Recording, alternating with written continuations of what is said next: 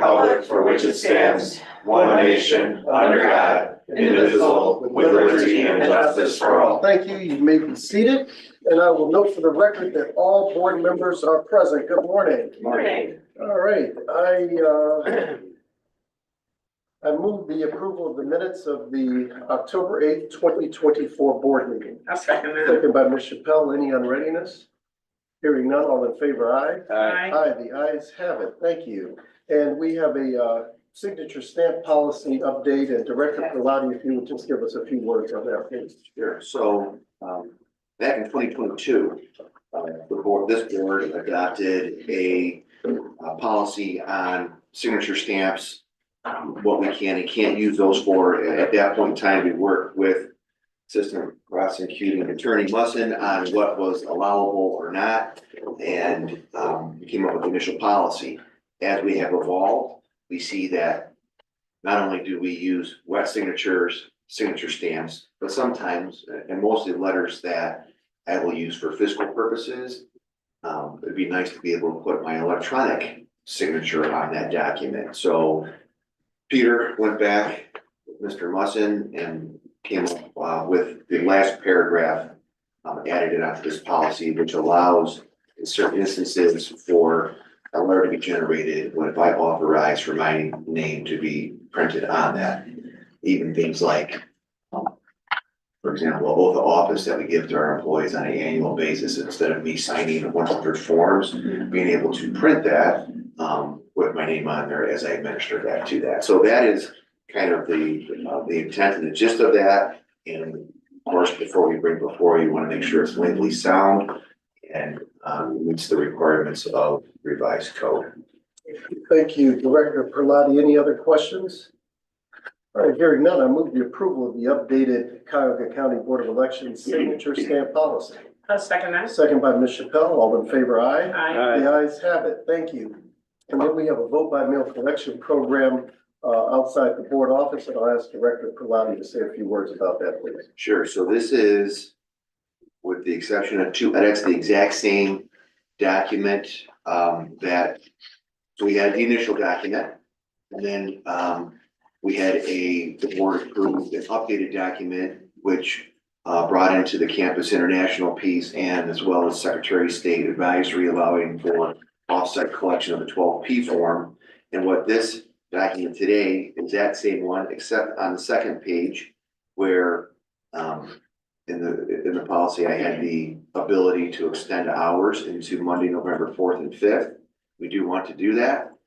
We tried to work to see where could we actually staff it appropriately, meaning bipartisan teams.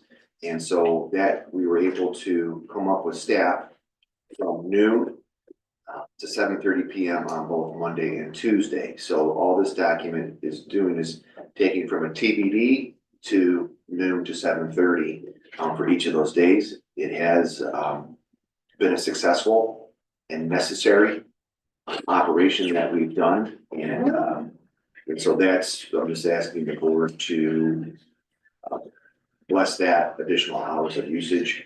And this would be in accordance with rules of Secretary of State where you cannot collect past 7:30 p.m. on Tuesday, election day. All right, thank you, sir. Any questions for Director Prelati?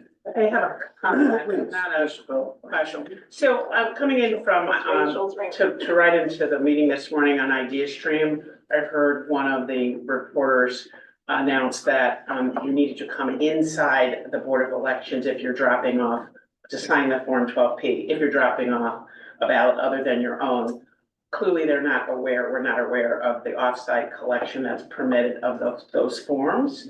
So I don't know how we get the message out. I'm kind of looking at Mike out there just to make sure they're not repeating that you have to come inside to fill out the Form 12P, because we are having that in the ballot collection line. Is that correct? Absolutely. Those are the things. I mean, there's just so much of crowds inside. I mean, people can drop off the ballots in the ballot collection line outside, and they can fill out the Form 12P there, correct? That is correct. So there was just a little bit of errant, erroneous information given, and we don't want people thinking, I mean, there's nowhere to park.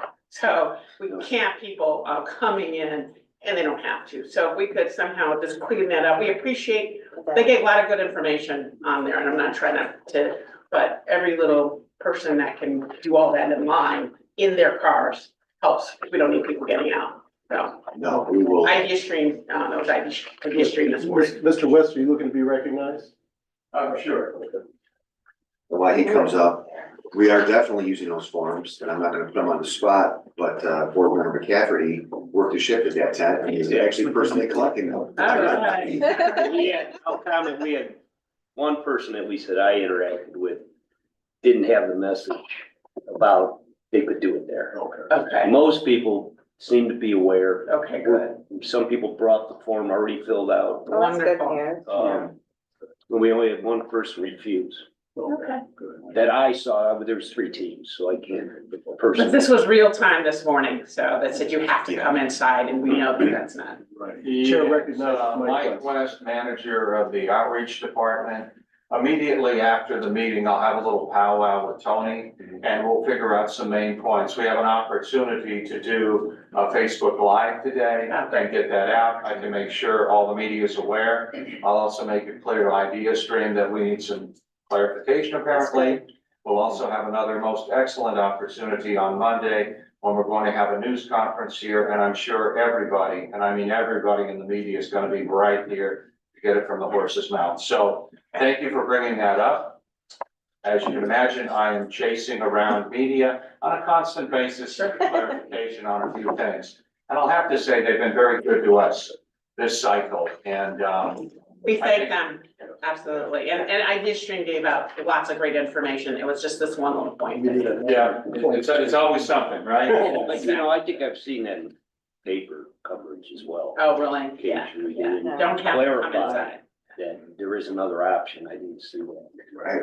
I will say that sometimes a challenge for the media is, like the news media, goes beyond the boundaries of That's right. Cuyahoga. That's right. As well That's as Cleveland.com. And so not every board was required to do a collection spot. I think most of them have done it, and they may have different parameters or time periods. So I will say that is challenging, but we want to make sure, of course, we're Cuyahoga and we want to be a little bit greedy, making sure that we are the big dog up in this area, that our specific information is pushed out and what the residents of our county can expect, for sure. Thank you. Thank you. Hearing no other discussion, I move the approval of the updated vote by mail collection program outside the board office. I'll second that. Second by Ms. Chappelle, all in favor, aye. Aye. The ayes have it. And on to new business, Ms. Chappelle and Mr. Musson have an update for us regarding a case pending, and I'll recognize Mr. Musson to speak to that. Yes, Ms. Chappelle asked for an update from the Cuyahoga County Prosecutor's Office on the status regarding referrals to its office for illegal voting activity. Yeah. I do have some information that I can share in general. Can I just say too, I understand that we are not permitted to know the details and specifics because there's protections afforded to the alleged violators, but I was more interested, and I thought the board would be more interested in knowing how many, because if there was a problem endemic to our county or concerns, because the number was voluminous, we needed to probably know what that number was. So it really was just asking how many referrals had there been in our county to the prosecutor's office for illegal voting or illegal registration. Yes, So that's kind of the context. yes. And this year, our office to date has received 5 referrals from the Attorney General through the office or the Bureau of Criminal Investigation. We have not received any directly from the Secretary of State. They've come through DCI under the Attorney General. We've obtained 1 indictment for an individual based on those referrals, and there are decisions forthcoming on the remaining 4. I'm not privy to the status beyond that. These are primarily long-term permanent legal residents that have crossed the line into activity that is not within their ability as their status in the country. But Not related to their status in the country? uh, What are you saying? I'm sorry, I didn't hear you. that their activity violated their rights as legal residents in the States, in the United States.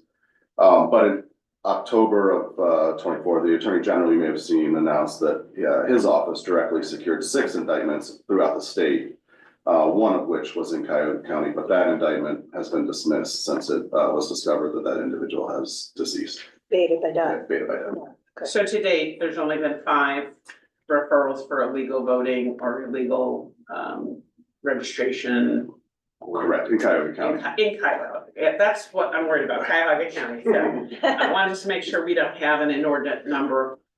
We have a huge voting district, so, okay. And that's not necessarily illegal voting, it's illegal registrations as well. It's Okay. not necessarily, it does include voting, but it's not all illegal voting. It's individuals that register to vote illegally that were included in that 5.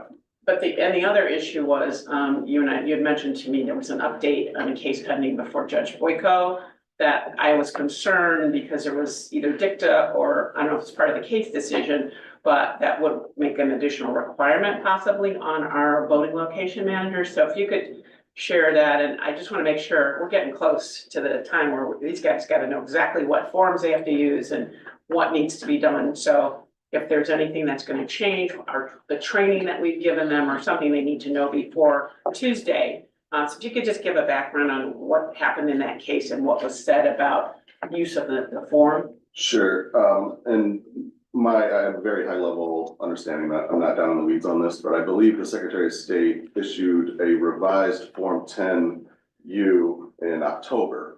That was then challenged by a number of plaintiffs from a 2006 case that enjoined an old law. So they tried to piggyback on this 2006 injunction that Judge Boyko entered to challenge the change to Form 10U, which is the challenge to a voter at the polling station on their right to vote.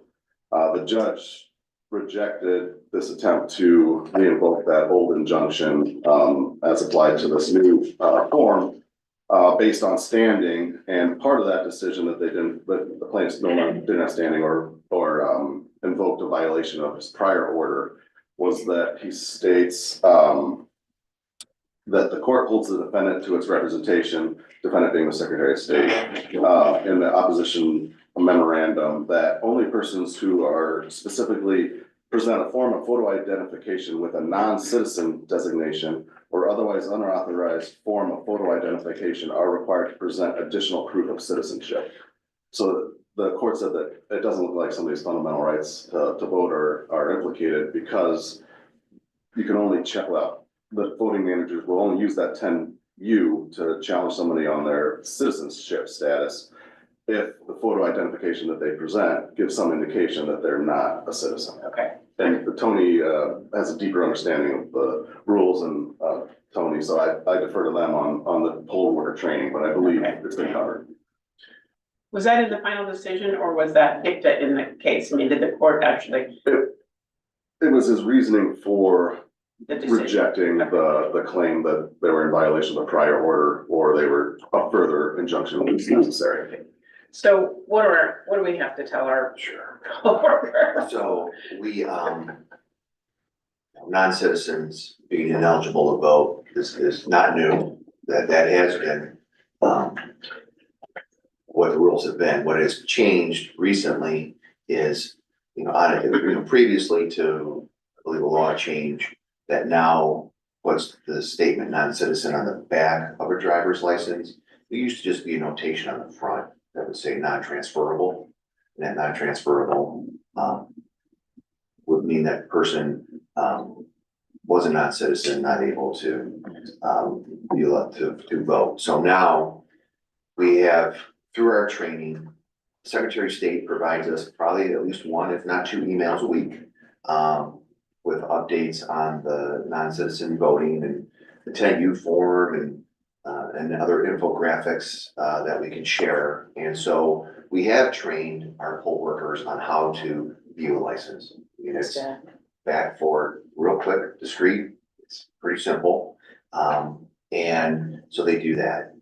If there's no markings, everything just goes on. If they were to see a marking, what we've instructed our poll workers to do is that we want the check-in operator at the electronic poll book to have the person go over to the voter assistance table and have our voting location managers and deputy further engage with the voter. Not looking to make any kind of scenes or anything like that at the check-in and keep voting flowing, so that person would get out of line, where the VLM and the VLDs have received additional information from us, probably within the last week. Again, reminding them of what their processes are need to be. We've created a flow chart infographic for them to follow, kind of like a if-then with some of those items. And they would go ahead and they would take that voter through the process with this 10U form, which is asking about 3 or 4 questions. Are you a citizen? Where do you reside? Do you have documentation? And the person can, at that point, if they do, would have a certificate showing their citizenship, they could show it at that point. Or there's also something on that form where if they have a parent, I believe, who's naturalized, they can take an oath saying that, you know, my parent is a citizen, and they would, ultimately, the voter would sign it, voting location manager would sign it, and they would go ahead and vote a ballot. And they can vote provisionally then and also bring down, can they vote provisionally and then bring down whatever information they might need to resolve the issue? So if they happen to have their certificate of citizenship, they would get a regular ballot. Or if they took that oath attesting that the parent, and maybe you would clarify, but if they took that oath that, yes, my parent is that, they could vote a regular ballot. Okay, If they can't take that oath, or they don't have the documentation, they will be provided a provisional ballot. And then they do need to appear within the 4-day cure period. Right. Post-election, to come here. We've also have a simple document, at our check-in table for the poll workers. That is just a 2-sided document that just, the one page is, acceptable identification. It's a picture of driver's license, passports, the military IDs that are acceptable. And if we flip it over on the back, unacceptable. And, you know, so things like you used to have, utility bills, bank statements, and if it has the non-transferable mark on there. So again, that's just a simple last minute reminder for them. And if it's on the unacceptable side, get them out of line, get them to the VAT where we can put the time in with a little bit more specialty and accommodating the voters. it's good. So there's still a little bit of honor system too. They can actually take the oath and attest that their parents were born here. But they'd be completing a form to do that. Okay, so there's still- It's not just a verbal thing, it's Okay. something that would be documented, Yeah. right? And one thing too, I want to clarify, this is all our poll workers doing this. I know. This isn't, somebody who comes into a poll place and says, hey, I have information on that person. That's not what this process is. No. This is just, and I want to make sure people know that it is for our workers who have been trained to view the documents that they need to and process accordingly. Great. Terrific. Thank you. Anything else, Mr. McCaffrey? I'm not sure if this is new business, but, if we had a situation with, an issue with our Dropbox, what would happen after that? In other words, I figure a voter, we've got a track record, they requested an absentee ballot, which then is documented, their ballot was sent out, they claim they put their ballot in that box, maybe it's that day there was an incident with the box, like the fire or something referring to. Well, I would think they would have to go to the polls and maybe vote provisionally, not knowing if their ballot was damaged or not in the Dropbox. Sure, uncharted territory. Yeah, And you're absolutely correct. We know everyone who we sent a ballot to, and we know everything that we have received. Once it's out of the box and processed through staff, but what's in that box, you don't know until you take it out. So, there are some, there's fire suppression system inside the box that, hopefully would engage. Doesn't mean that a couple things may not be damaged. And you'd have to kind of like, that's one of those, you have to wait and see, are you able to discern if there's someone there and it was damaged? We could then, try to get in touch with that person to let them know, but I don't think we can make the assumption that all the outstanding ballots were in that box. So again, you have to look at the fact pattern and see. Right. A person can always vote a provisional ballot. So anyone who has requested a vote by mail ballot, hasn't returned it, did return it, they can still go cast a provisional ballot. There's safeguards in place Right. to balance one against the other. So I think one thing, again, this is hypothetical. So if we knew that day, we would want to be getting out using our media resources to say, if you did appear at the Board of Elections from this date through that date, utilize the drop box, there was an incident. Please check the track my ballot tool to see if yours wasn't returned. If you have questions, call us and then we would advise them to go vote provisionally. So we would try to do the best we can to quickly account for the contents, give a window of time in which people, again, honor system that they use it at that point in time, and kind of see where we are and let them know that. And wanting to be able to publish quickly what we do have, what is countable, what is unidentifiable, and what is identifiable but damaged. And just go from there. I mean, again, we would see exactly what the fact pattern is and make some more succinct decisions with that.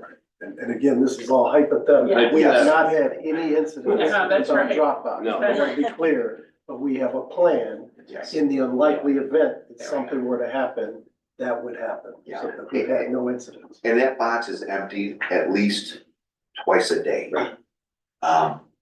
To mean that we would hopefully really be able to pinpoint a smaller population. Right. So, like, could even say that, like, for example, anyone who put their ballot in the box after 5 PM on October 31st, through this, that's the window we're looking at. So we would be able to try to get it to the most finite, smaller, to not ensue panic among the masses, but to be able to do that and again, get things in there. So the track by ballot tool would be available for individuals who did fall within that window to see if they were impacted or not. And just to reemphasize what Director Prelati said, provisional voting is available. If you put your ballot up on your visor and it blows out the window or the dog ate it or something like that, you can always go and vote provisionally. Right.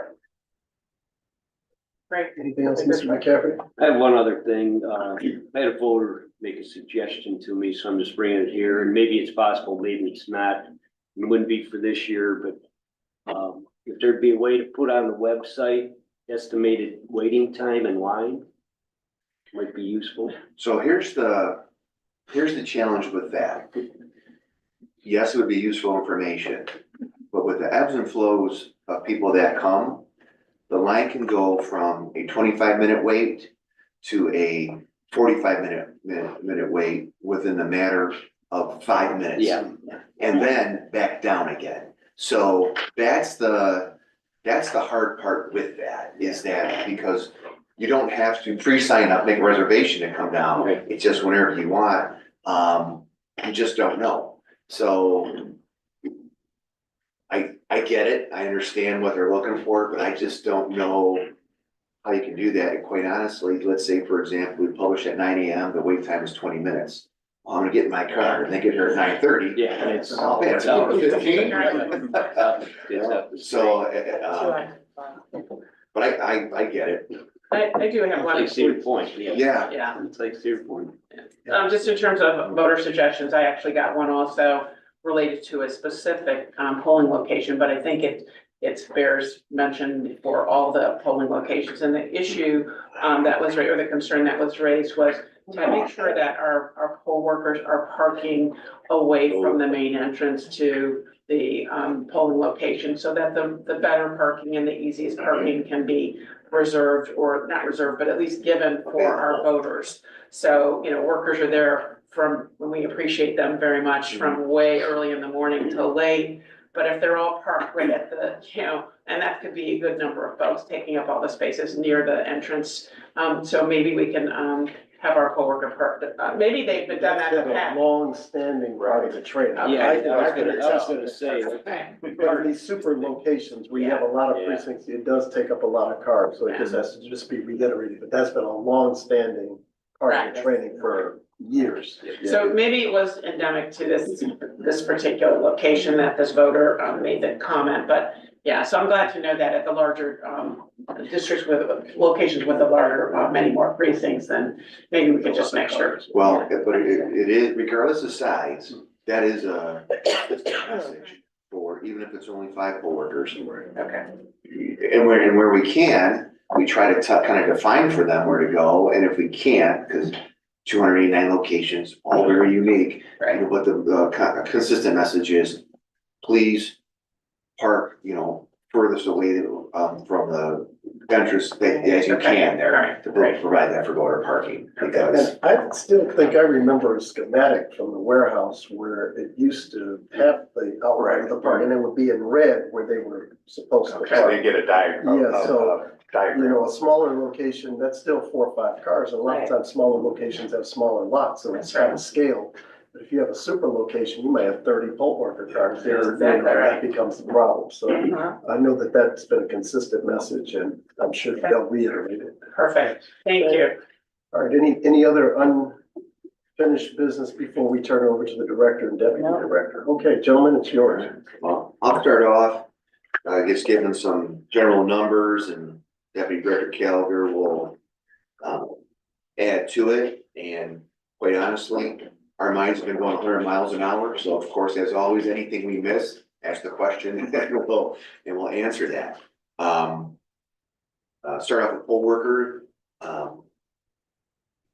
In a presidential general election, poll worker recruitment actually becomes a little bit easier. Everybody wants to step up and help, which is great, and we take advantage of that. We get hopeful that, oh, good, this will be a good May 2025. Not necessarily, but that's okay. So with that, poll worker recruitment is done, training is done. It went well, and we have trained what we need to be successful.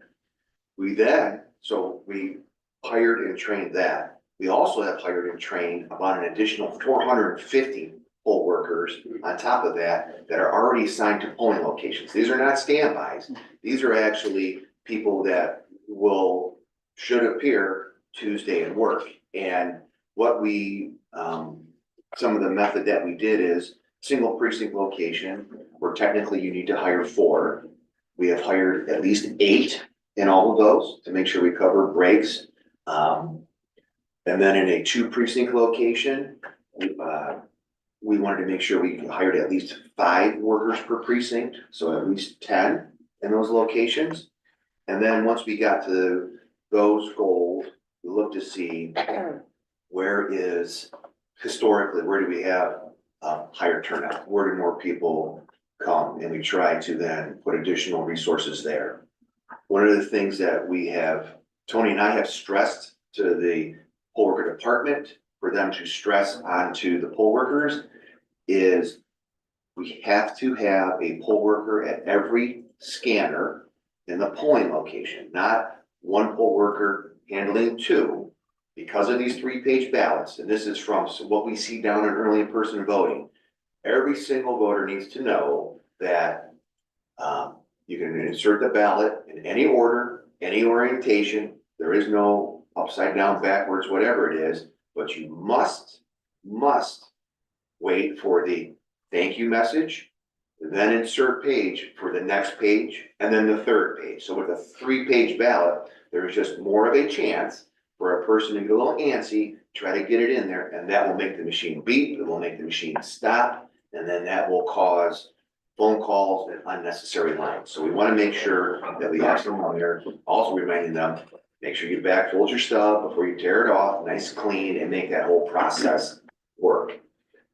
It has been effective downstairs and necessary, because people they just want to go bam, bam, bam, and they can't do that. So we want to make sure that they have enough resources to do that, and I believe they do.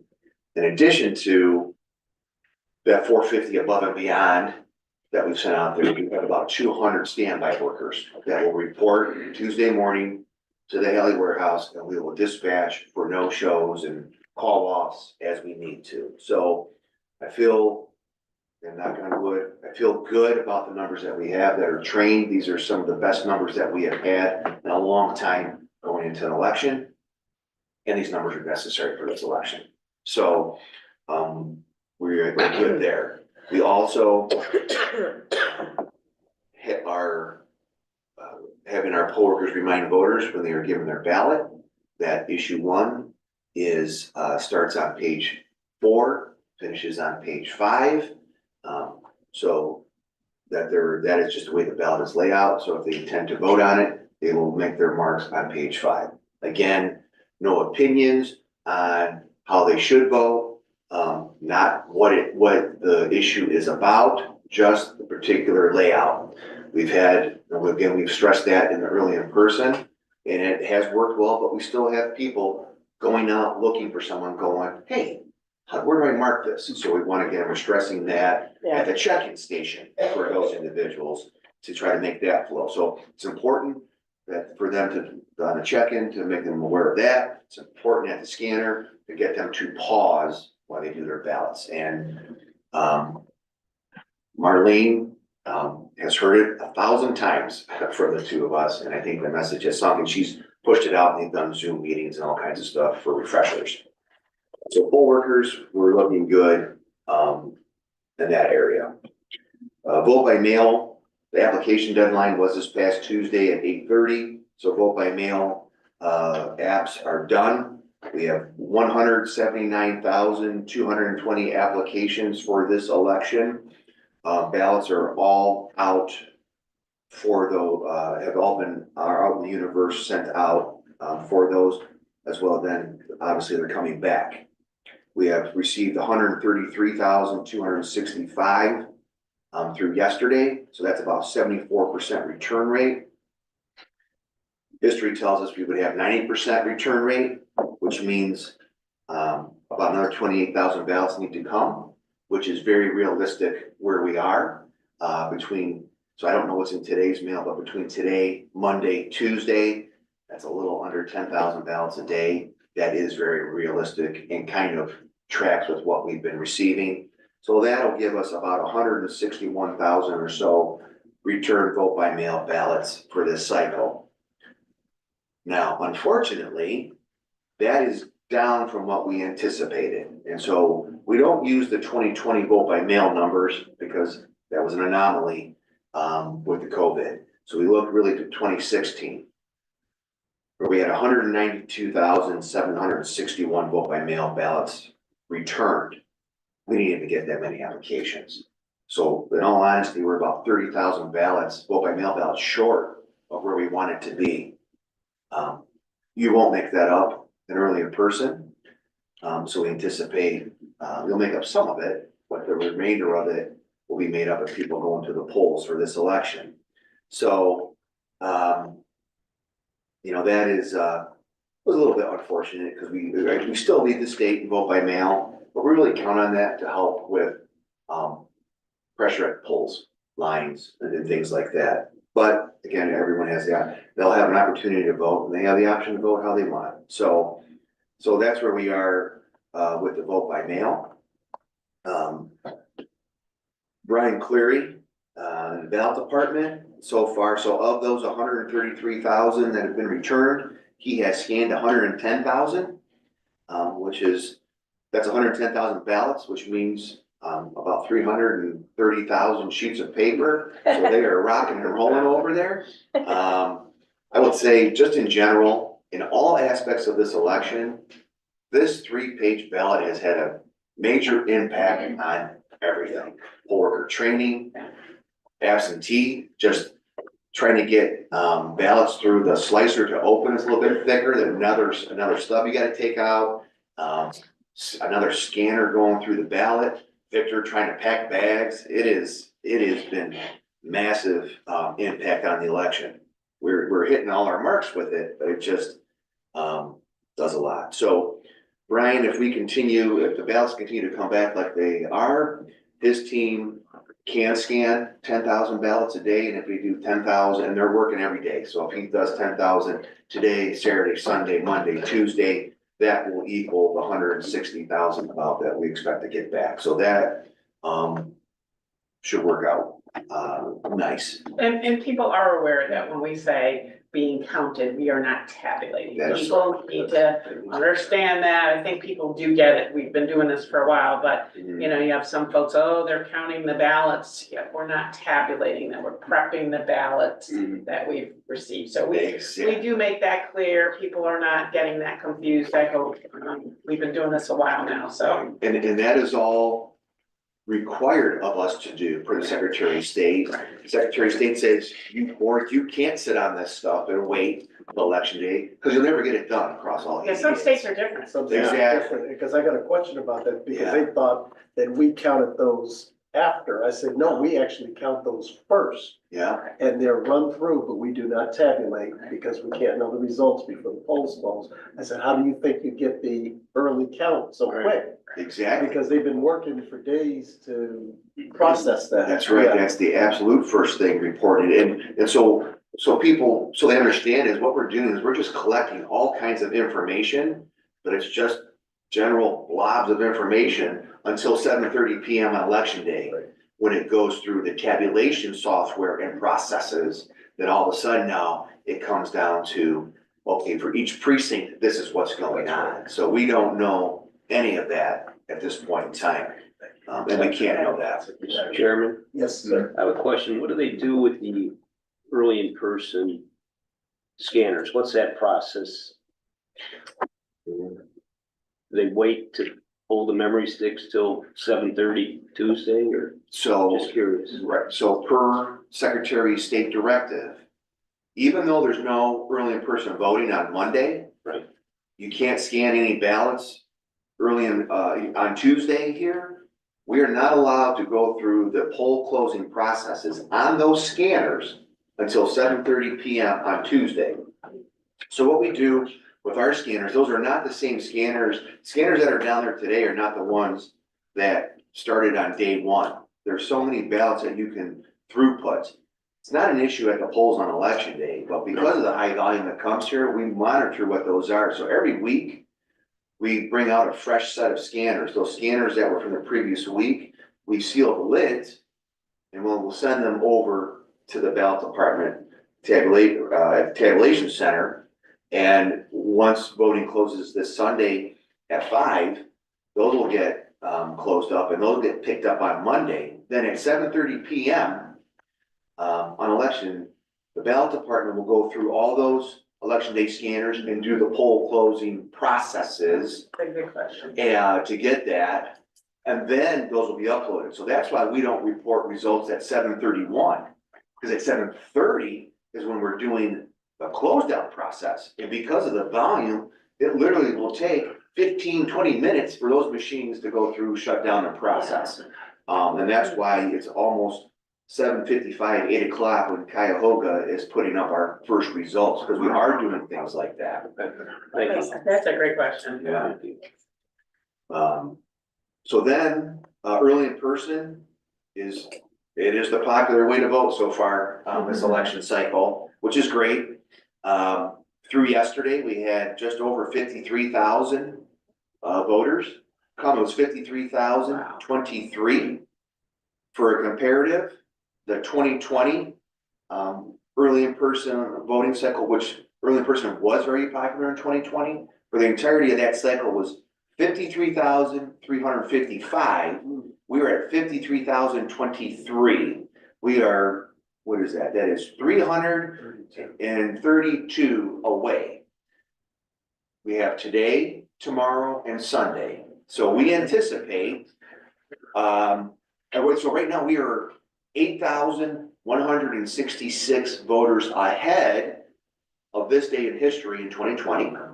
And I think we will hit 60,000 plus for this cycle, which will be a Cuyahoga County record for early in-person voting. We will probably get 3,000 to 3,500 today, that same 3,000 to 3,500 tomorrow, and probably 2,000 on Sunday. And that's just because that's only 4 hours on Sunday. So that will be a record for this cycle, which is great. Just want to say too, I've gotten really good feedback from voters about the process. So kudos to you and you guys and the staff. I mean, you know, the line might look daunting and we've got photos of it, you know, going down toward Chester, but uniformly, the comments have been, but it was a great way to vote, that the staff is user-friendly, that they're welcoming. I mean, just really wonderful comments about early in-person voting experience, so. And I can echo that, and as well as the ADA persons also said that they were very well accommodated, you know. So we are truly blessed to have a great team of workers down there in that voting room with with almost all of them being seasonal workers. They are still putting smiles on their face. And so just to give a perspective, for this week alone, and we count a week as starting on Sunday, ending on Saturday. So this Saturday, when it's done at 4, there will have been 73 early in-person voting hours this week, just this week, that those people are working every one of those hours. And then they gotta come in on Sunday and do 4 more. So they're doing it with a smile still, and providing top-notch service as much as they did on day 1, which is great. Now, we anticipated 70% turnout in this election, and just because vote by mail is down by 30,000, we are optimistic, and we still think it'll be 70%. It's just that some folks will change the manner in which they vote, meaning, you know, maybe another 8,000 will come early in person, and the remainder will go to the polls on election day. So what we are doing, in an overabundance of caution, making sure that we have ample ballots. That was on my list to add. Is the way we have for the voters. So what we have done is, we have a lot of ballots out in the field. And so we have looked to, you know, we looked at 2000, we looked at 8, 12, 16, 20, and on a per precinct basis, you know, what was the highest election day turnout in any one of those elections? And it can be a different election for every single precinct. So we look at that, we know what that percentage is. So we take that, we take the number of provisionals that were cast in each and every specific precinct, again, what the highest number was out of those 4 elections, we have that number. We take that percentage and we applied it to today's registration numbers. That number of ballots has been ordered. Then we also then anticipate, well, there might be a 20% increase in usage. So we then tack that on after the initial percentage. That's what is out in the field. Now, what we, to make sure that we're not scrambling, we always have that on-demand possibility. But what we saw with vote by mail is that Tony and I worked with Peter we took a snapshot last week of where are we with our vote by mail. And so we took and we looked to see what would be the overall turnout that we would expect from all types of voting, in person, mail, and at the polls, and what would that percentage be for on a per precinct basis. When we did that, we subtracted who had voted by mail, who had voted early in person, and we know how many ballots we sent out there. If the number of ballots out there doesn't equal what we calculated, we now have put in a supplemental order. So we have ordered an additional 27,000 ballots that will be delivered this Monday that will be housed here. And so this way, instead of having to print them on demand, we can grab from a wall and a bipartisan team takes them out to the polls. The other thing is, when we do this, we don't, like the true number 0 is not what we view as 0. We want every poll place at the end of the day to have at least 50 ballots that are there that don't need to be used. Because if you use a true 0, then we're nervous and we're like, well, we gotta get more out. So we kind of inflated that. Our ballot packs are 33 ballots in a pack. So we basically said every poll place at the end of the day should have at least 2 unopened packs, 66 ballots. That's really 0. But, so this way, it's all a guess. So if there is a little bit more, we know we have that 66 ballot cushion. And if that doesn't look like that's gonna be enough, then we'll fire up the printers downstairs and do that. But this fourth ballot order, or this additional ballot order, we haven't done this one before. But we want it here because it's prepackaged, it's ready to go, has the barcode stuff numbers, the EPBs can use it, and it'll be organized on a wall, and it's a lot easier for us to get that out. Now, Peter's job on election day is to monitor a spreadsheet that we have that has all kinds of data in it to every time a ballot is issued. We know that. We don't know who it was given to back here. The poll workers do, but it's getting data from the electronic poll books, incorporating into what we're looking at. We can even account for soiled and voided ballots at the poll place and go through all these things to make sure that we're on top of everything. So we have a lot of ballots, and that's a good thing. And we will be ready to deploy as needed. So in real time, that's great. You guys have all the technical Yeah. and the, you know, the spreadsheets. In real time at the polling location though, is there a way for the poll workers or the VLMs to see when they're getting down? We used to have something in the stack of ballots, where they would see a change of color or paper or something, a divider to show that they were getting low. I mean, really, the worst call I can get on election day, well, not the worst call, but one of the calls I Yes. can get that is concerning is when we have a ballot shortage. So what I'm hearing is that we've taken every precaution and manner, and they're still in real time at the locations, sort of checklists and warnings and stuff for poll workers to see when they're getting low.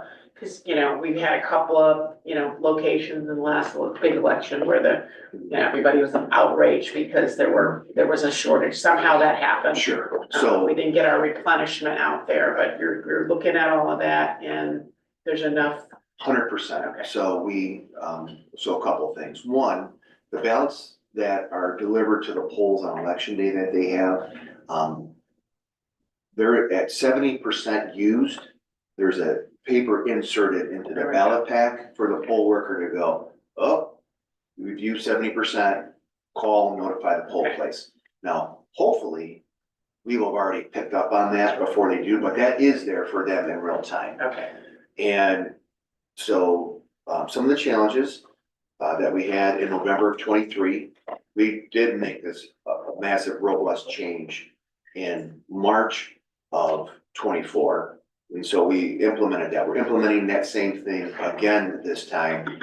And now we've added, so it worked well in March. We have built upon it as far as some of the other things we're doing with the spreadsheet to track. And now we've taken this extra step based on what we saw with the vote by mail to even have more things, because we wanted the printer to do any of that stuff on election day. It takes a lot of time.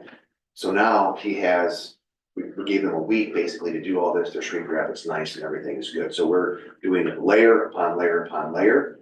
And it still may not be enough, but we'll be prepared to adjust, and we hope it is, because that same phone call is one of the worst phone calls that you could receive on election day. And so we want to make sure that we're doing. So you did, one of your assumptions is that because of the downtick, if you will, on early and on vote by mail rather, Mhm. that could be made up at election day voting, so therefore the need for. Exactly. Okay, so you've. Yeah, it's not that we're gonna see a lower turnout. Right. We are anticipating that same 70%, and I hope we hit it. But again, it's gonna be changing the method of voting, so we need to adjust to make sure Ballots that. cast at election. Yeah, that there's ample materials there. Yeah, and just to emphasize, the challenge of the 3-page ballot, that one ballot pack has 100 sheets of paper. If it was a 1-page ballot, we would have 100 ballots in that one pack. A 2-page ballot, 50 ballots. In this case, we only have 33 ballots there. Yeah. So again, weighing out, you don't want those ballot bags, you can only put so many ballots inside each bag. Yeah. You want to keep it under a certain weight limit for poll workers. So it's all a juggling, but we feel like we've created enough tiers where we can get additional ballots out there, you know. So, but again, that's part of the logistics and the challenges with One other question, just sort of the mail ballot issue. Have we had any conversations with the post office about what's going on, you know, how they're managing, you know, that's often an issue. Maybe some of the reason we're seeing many more people coming in person or voting on election day. People are concerned about the postal service and whether their ballots will arrive. any conversations we're having or any concerns that the post office has brought to our attention about potential issues with the weight or volume of ballots in their process. So we initially had a kickoff meeting with Cuyahoga County, Midwest Direct and the post office before the cycle. Since that point, every Thursday, there is a Zoom call with the post office, with us, and some other election jurisdictions for updates. They are, in the post office, they will tell you, plan for 5 days mail time. Some days it'll be a couple days shorter, and sometimes it'll be a couple days about that. So really, people, like if someone has a ballot, they need to get that in the mail, because it will take the post office, in all reality, anywhere from 3 to 7 days to get that back to us.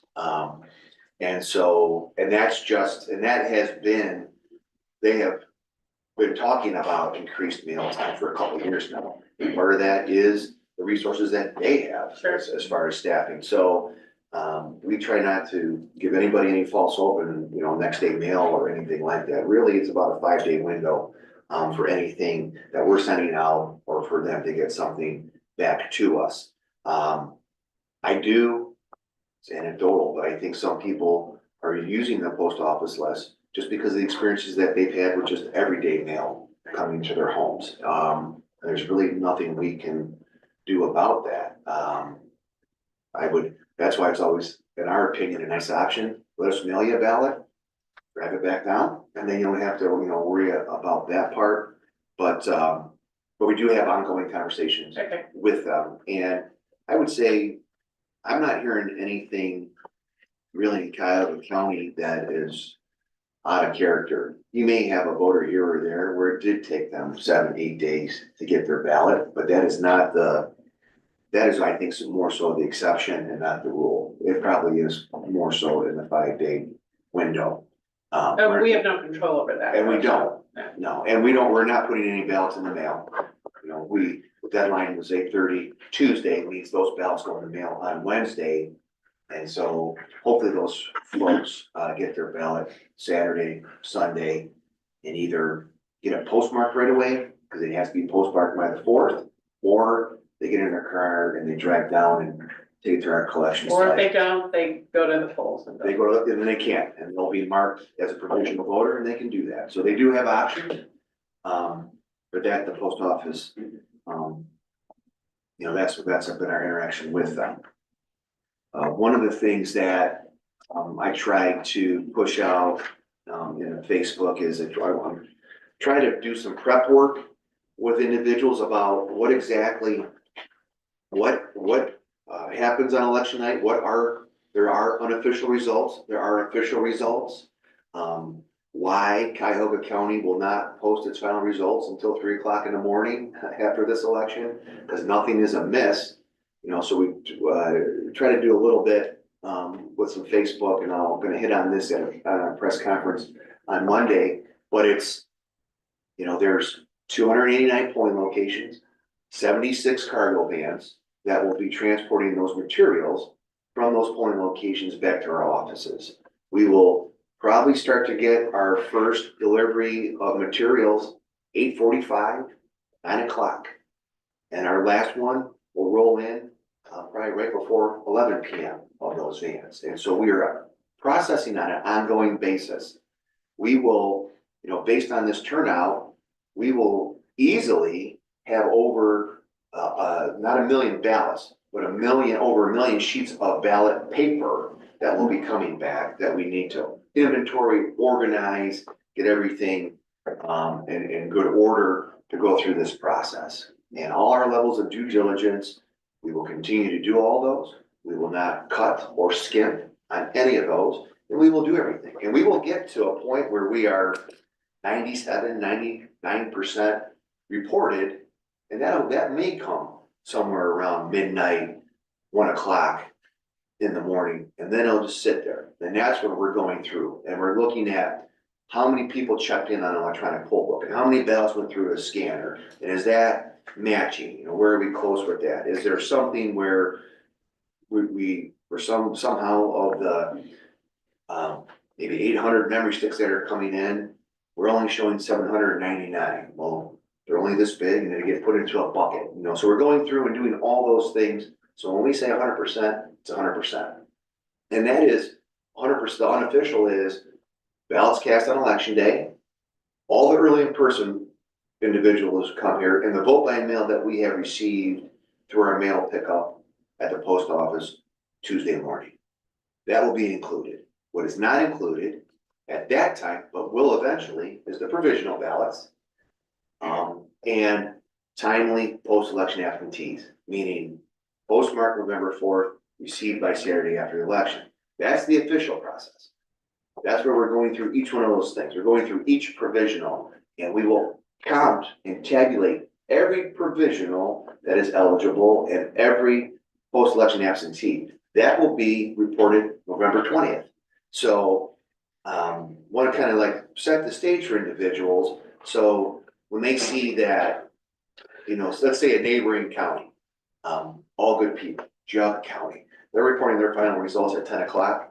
We haven't even gotten all our materials back in here yet. If everything is different and proportional. So we want to not people think, oh my gosh, everything is good. Everything is fine. Everything is going the way it's supposed to. And as we always say for years and years, accuracy over speed. Right. And so I will reiterate that Monday. Also on Monday, I will reiterate, do not come here on Tuesday. There we go. Yeah. Go to You know, your polling you're gonna ask location. that. I'm gonna ask that. In fact, I might have you come in and just have you say, there you go. But, you know, we will reiterate that, and we will reiterate, anyone going to the poll should always go to our website and just make sure Right. that your polling location is where you think it is. Yeah. We did change a lot of them this cycle, which is great, but we also know that this county and this state has once every 4-year voters. They vote presidential generals, and when they voted at their poll place November of 2020, it may be different November of 2024. Don't make assumptions, because the location might even, that location still might exist, but their precinct may not go there. So take literally 2 minutes. Again, you should know your last name, you should know your date of birth. And if you have those two pieces of information, That's all you you can get that info. That's all you need. You That's all can you get a need. plethora of information for I love yourself. it. And because of COVID, some people may not have come out physically since 16. Right. Right. A lot of changes. Yeah, exactly. So, You get your kids polling places too, usually, yeah, for their birthdays. but that's where, you know, so we want those simple things can makes their experience easier, and our poll workers too. Because it's just that much more fluid. So That's good. I'm gonna pause for a little bit and let Tony speak. Wrap it up. And just to that point, with those voters who hadn't been out for that long, we do have new voting equipment. We have clear ballot equipment. They, you know, it's not the DS200s, but you still scan your ballot like you did before. Right. Also, you have to bring photo ID. So that would be driver's license, state ID, a passport, military ID, Ohio National Guard, or a veteran services card. So make sure you bring your photo ID with you to the polling location.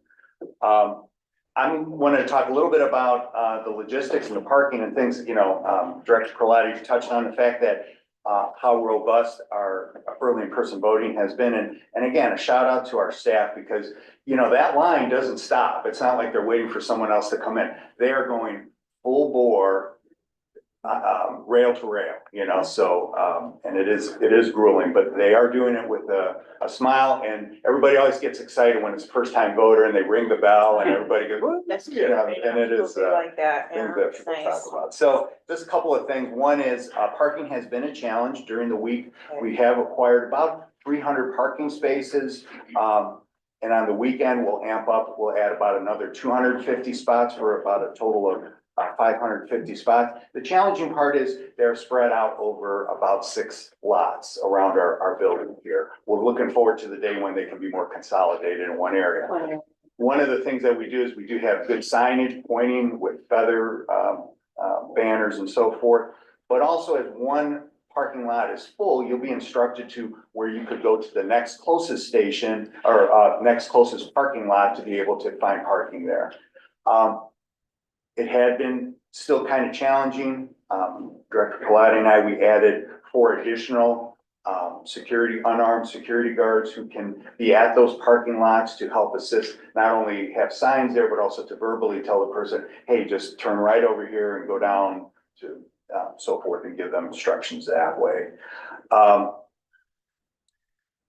Over the weekend, we will be having Cleveland Police assist with traffic control as well. During the week, we've had anywhere between 2 to 4 sheriffs helping to work to monitor the driveways in and out. And we hired the 4 unarmed security guards, but we also have 4 additional security guards that we had hired from the beginning who are armed as well, monitoring our parking lot and our campus here. I want to just also give a special thanks to our neighbors here. Karpinski Engineering have been very patient. Campus International has been a great neighbor, allowing us to utilize their parking lot as well as TV5 for our staff, Unfortunately, I think we're kind of like that neighbor down the street who has a party, and it's a lot more cars than anyone expected and a lot more noise and disruption, but we have appreciated their patience with us. Have we let them know that in some more formal way? We will at We the end, okay. yeah, we've been in contact with them along the way sometimes. Oh, I but- bet you have. Yeah, but another thing with logistics is the tent. When we first had that tent in our parking lot, we anticipated it would pull the line in. The first 2 weeks, we were kind of, because of ballot on demand, where we're able to print the ballots very quickly, that line moves really quick. When people are in line, if you're, once you get inside the building, it's a 20-minute wait till you get your ballot. If you're just before the tent, it's 40 minutes. That tent, the first 2 weeks, we're like, man, did we need it? But, if you build it, they will come. So after last Friday, we started utilizing the tent a little bit. Last Saturday, it not only filled in the whole tent, which pulled that whole, a large portion of the line off of the street, the line still extended up to about CSU apartments there.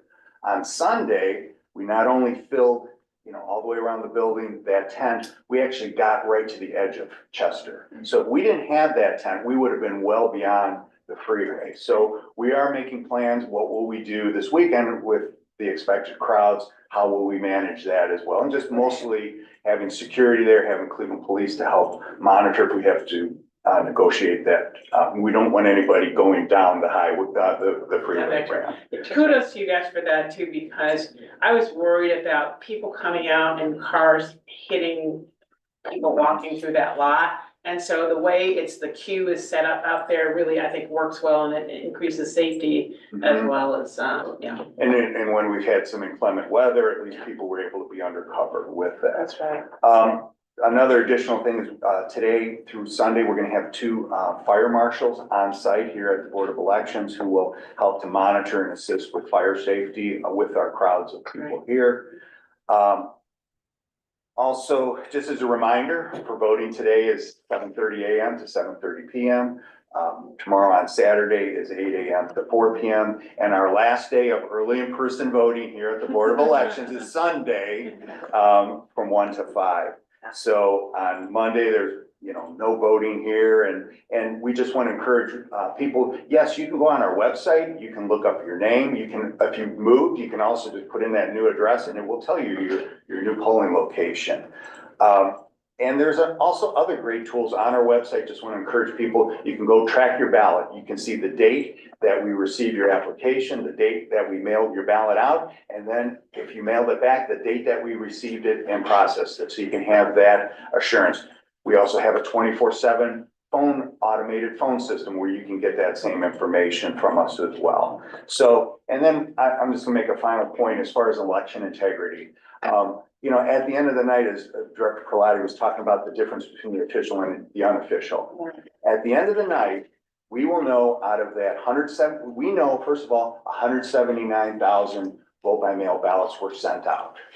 At the end of, when the polls close at 7:30, you will know exactly how many of those have already been received, okay? And how many might be out there. So we know there's not gonna be 200,000 vote by mail. There's not gonna be miraculously or suspiciously, I should say, an extra 10 or 20,000 ballots that are gonna come out of a trunk of somebody's car, okay? All of these are accounted for ahead of time. So although, and then also, how many provisional ballots were issued on election day? You know, we think somewhere between maybe 19,000. You'll know, now we won't know how those 19,000 people voted, and that will be determined the 10 days after, election day. So again, for people to know that in Ohio, we have really good laws, we have good people who help execute elections, but all our cards on the table. There's not things that are all of a sudden mysteriously going to come from nowhere. These numbers are on our website, okay? They're not like, you don't have to dig for them. All this information is available on our website. So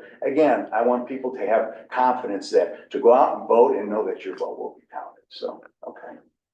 And I don't know if you have any questions or. You are our ambassador. That's the message. We love to hear it. Yeah. We've been saying for a long time, safe, secure, transparent, open, fair election. So Right. I did have a couple of other questions if I could. So this is Clear Ballot's first presidential, right? Yeah, that's right. Yes, So will they have support there? Are they ready? Sure they are. they're ready. Okay. It's a new vendor, so no, there's nothing like a presidential, so. Yeah. So we know that they're a great vendor and a good partner with us. Will we have extra support from Clear Ballot on election day, and what does it look like? So we will, so just to back up, this will be I think, their first presidential election with, scanners in the field. They have processed presidential elections and all vote by mail, on the West Coast. So as far as that tabulation. I know, So- but so- this Kyle, Oh, no, I get it. So I just want people to know, like, so they do they're have, not new to this. not new, but this part, we will have, I think it's 5 representatives that will be, on site with Brian Cleary and his team at the Haley Warehouse to answer calls. We actually, we have our rovers who are out in the field who, the rover is more so 100-foot campaigning rules if there's extra supplies. And then we have another specialty unit, our election response technicians on election day, who they go out and really it's a lot of our poker trainers and training assistants. We had Clear Ballot come in this past Monday and conducted 3-hour training sessions with them on troubleshooting. This was something new. We paid for it. I believe money well spent to take them through again, the ins and outs of the machines. If something were to jam or something, how you can go ahead and help out with those types of things. So that was well received, and I think we trained about 25 individuals through that training. And the individuals who conducted that training also will be housed at Haley as part of the phone system over there. And like in the past, they've also gone into the field where need be if something doesn't make sense. We have, so Clear Ballot will be here, for that. They come on Monday and they leave on Wednesday. They'll be here for a 3-day period. Perfect. So there's that. That's it, okay. So I did have a question about, I know our security stuff's all tight and in place, but I did have a question about, the vendor billing. But I got my answer, the vendor billing about the law enforcement officers and how they were paid. It looked like it was, I'm informed that Tara had said that. I'm informed that it's based on the billing for the building. So that's why it's invoiced separately. So I'm good with that. Thank you. And then my last question, sure, if I can, okay. My last question, I just want to make sure, for the presidential, and we've talked about this, I'm sure Peter's already got this on his to-do list, but we will have, really be able to see what the impact of the Ohio ID law is with these big numbers. So we're gonna be able to identify, how the, use of the new, or how the new ID law has impacted voters in this, presidential compared to the other, elections that we've had. Is that correct? Our analytics master over there. Yes, actually, I said he's probably got a list to do this, so I just wanted to make sure, because it will be important for us to see what those numbers are, look like in it. I mean, every election is meaningful and significant, but there's no election like the presidential, so we'll get to see what those numbers look like. That was all I had on my checklist.